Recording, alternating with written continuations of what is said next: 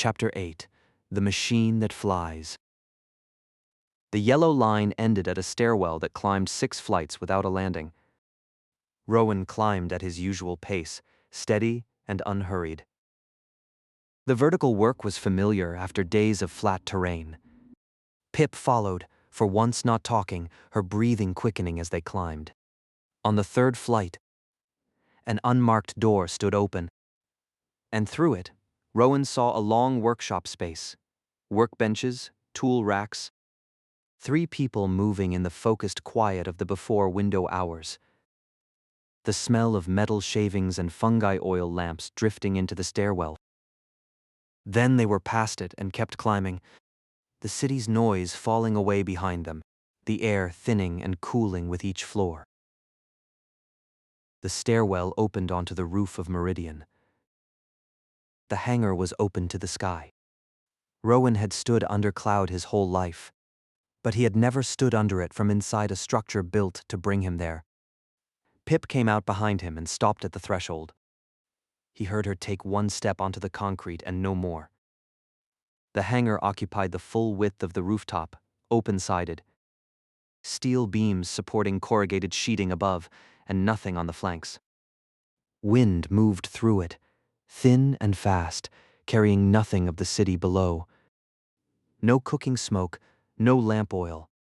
The floor was poured concrete, pale and smooth in the pre-window gray, scrubbed bare of the growth that coated everything else in Meridian.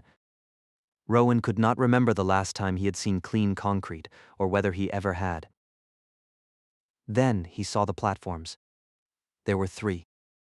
Each roughly 4 meters square, large enough to stand a crew of 3 on. Built from aluminum framing oxidized with age but structurally intact, with solar cells arrayed across the upper surface and oxygen cylinders secured in padded brackets below the deck. Heavy braided cable, as thick as a man's forearm, connected each platform to anchor points bolted deep into the concrete floor and coiled on drums when at rest. All 3 rested on parallel rails that ran the full length of the space.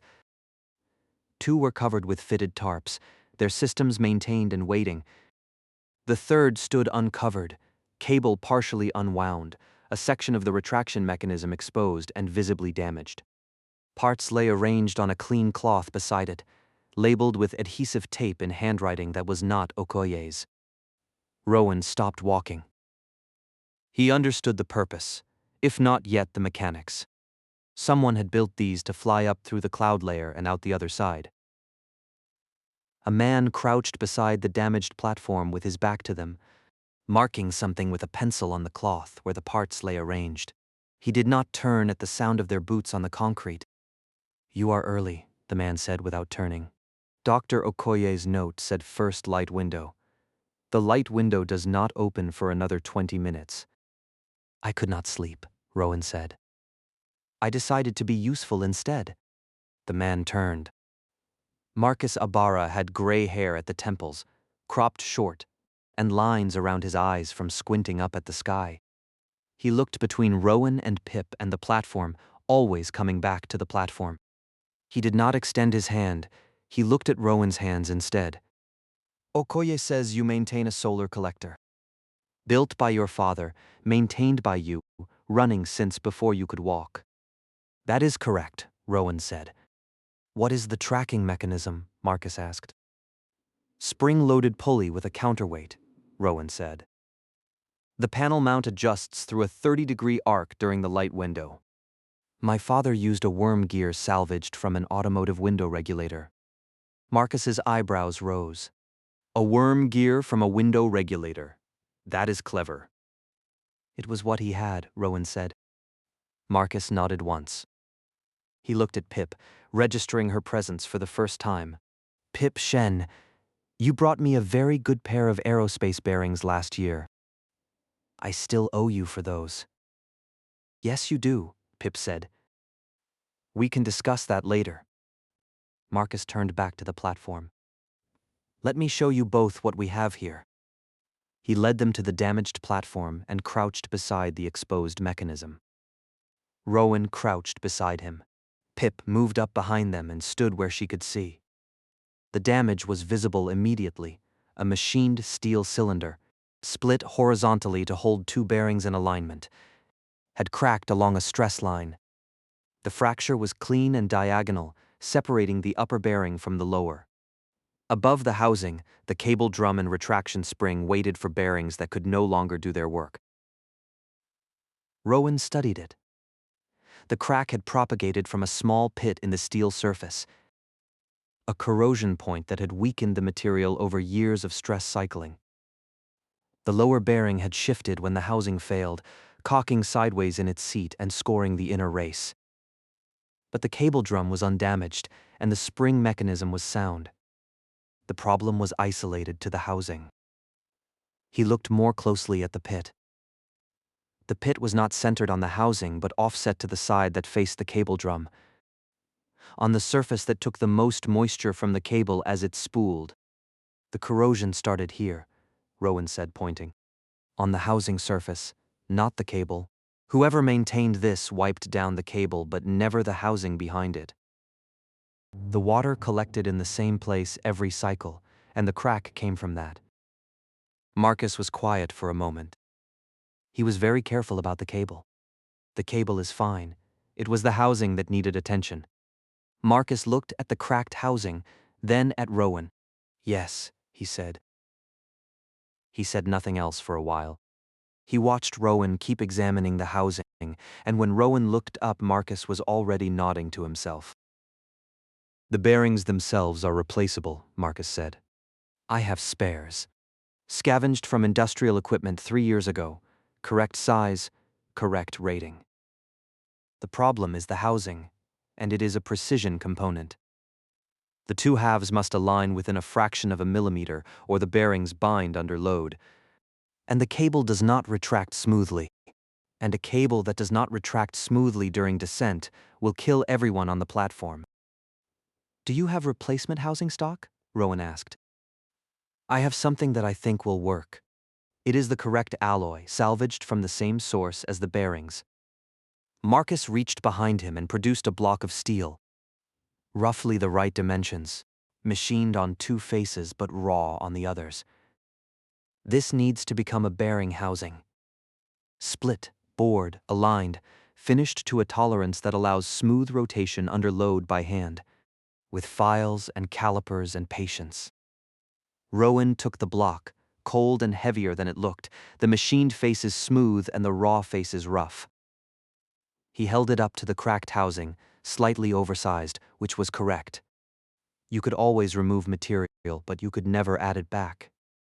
He tilted it toward the light from the open side of the hangar and saw a darker patch on the lower face, a flaw beneath the surface invisible at any other angle. In unworked steel, it might mean nothing. In a bearing seat under load, it could mean the housing failed. There is a flaw here, Rowan said, showing Marcus the face. Below the surface, though I cannot tell how deep without cutting into it. Marcus leaned in, tilting it in the light himself. I have a drill gauge, he said. We can sink a test hole and check. And if it goes deep? Rowan asked. Then we have a very different problem, Marcus said. The pit looked shallow, probably a casting flaw, but a look was not a caliper, and he had been wrong about steel before. Drill it, he said. If the steel is bad, I want to know now. The core did not come up clean.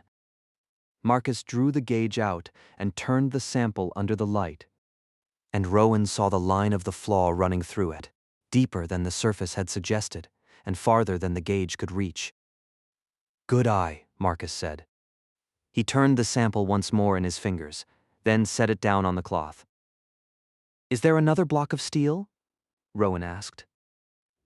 Not at this alloy, and not before the next salvage run. Rowan studied the block again. The flaw was off-center, near the lower face. If he oriented the bearing seat away from it and kept the load path clean, the housing could hold. He would know more once he started cutting and could see the flaw from the inside. But the gauge had not reached bottom, and the flaw could be deeper than he could work around. I can work around it, he said. but I will not know for certain until I have the first seat bored. If the flaw runs deeper than the gauge showed, the block is scrap. And then? Marcus asked. Then you find another block, or you wait for the salvage run, or you fly with 2 platforms instead of 3. Marcus looked at the block in Rowan's hands, then at Rowan. He nodded once, slowly. Start cutting, he said. Your father's solar collector, Marcus said. Did he also machine the worm gear housing himself? Yes, Rowan said. By hand. He used files, a hand drill, and a caliper he made from 2 straight edges and a thumbscrew. How long did it take? Marcus asked. I do not know, Rowan said. I was not born yet, but based on the tool marks, I would estimate 3 to 4 days of focused work. Marcus looked at the block, then at Rowan, then at the cracked housing. This is a more complex geometry. The split must be precise, and the bore must be concentric. The bearing seats must match the inner race diameter within tolerances I can measure, but you will have to achieve by feel. Rowan looked down at his hands. He had known that before Marcus said it. Calipers will get you close. The last fraction of a millimeter is where the mechanism works or does not work, and that fraction lies in your hands, not in any measuring tool I have. Marcus rested his hand on the platform frame. Can you do this? Rowan looked at the cracked housing, then at the block, then at the platform itself, where the cables ran from the anchor points in the floor all the way up through the tether to whatever was above. The antibiotics were in his pack, 4 floors below. He glanced at his pack where it sat against the stairwell wall, then back at the platform. His mother had been ill for 3 months and had survived this long. 1 week more would not kill her, probably. The calculation was the same one he had made before leaving the mountain. What the weight cost against what it was for. He made it now, quickly and without ceremony, and reached the same answer. He had wanted to go up. Yes, Rowan said. It will take 5 to 7 days. 6 is the number I was hoping for. Marcus stood. He looked at Rowan a moment longer than he needed to. Before you start, come look at something. He walked to the edge of the hangar, where the open side faced west, and the floor met a low railing. The wind was stronger here at the edge, steady and cool, carrying nothing from below. Rowan followed, and Pip came with them. The city spread below them. The levels descended in terraced steps. The balcony gardens visible as green lines against the gray stone.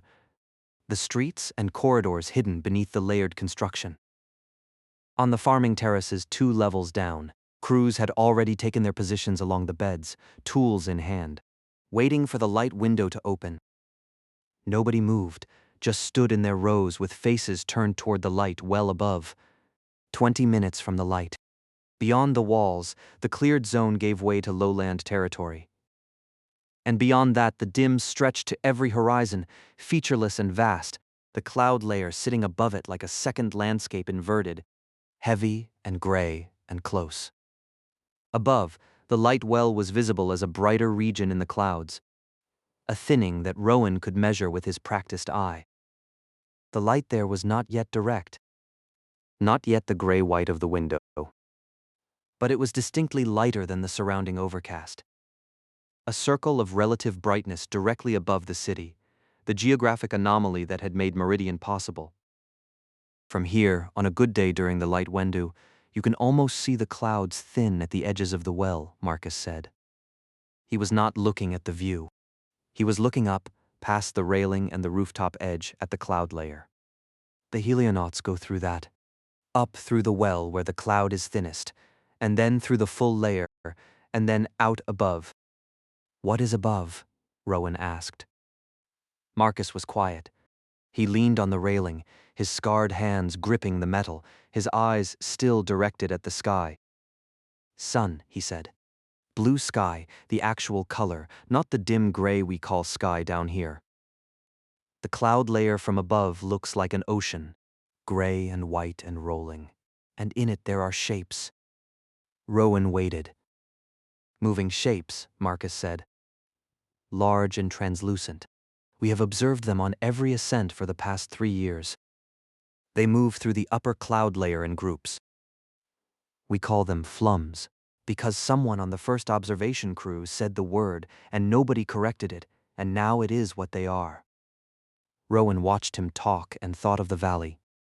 The harmonics that had filled the dim from no direction and every direction at once felt through the concrete of the pumping station and the rock of the road. Pip in the dark beside him, calling it the most beautiful thing she had ever heard. He had assumed weather, some interaction of cloud and terrain. He had not assumed shapes moving through the upper cloud layer in groups. Do they make a sound that reaches down through the clouds? Rowan asked. Marcus turned from the railing to face Rowan, and the wind caught his coat. Their echolocation carries down through the cloud layer. What everyone calls the chorus, the sound you hear at night in the valleys.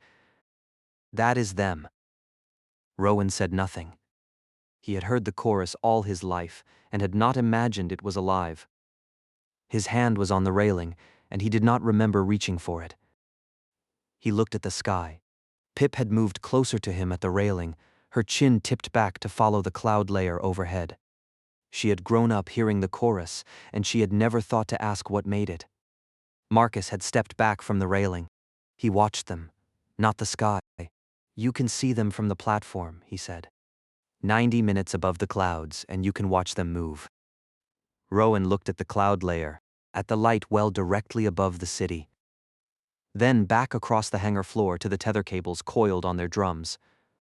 It is the most important thing we do here, Marcus said.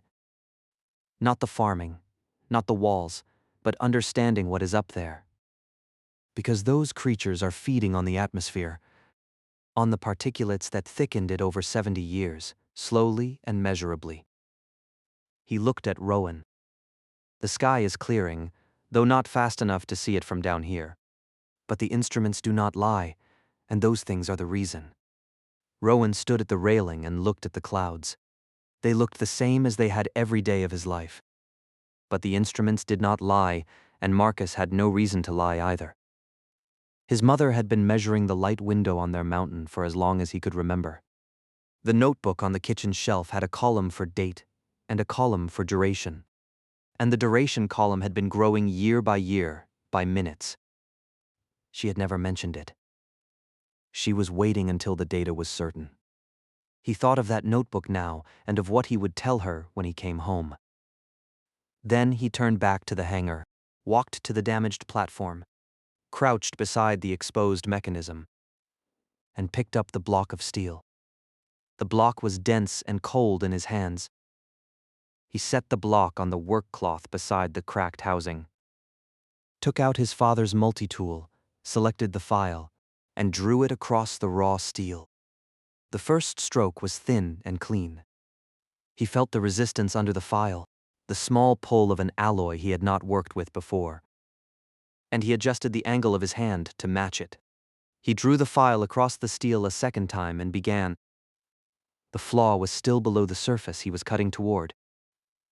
Above him the cloud layer held what it had always held, but he had a name for it now.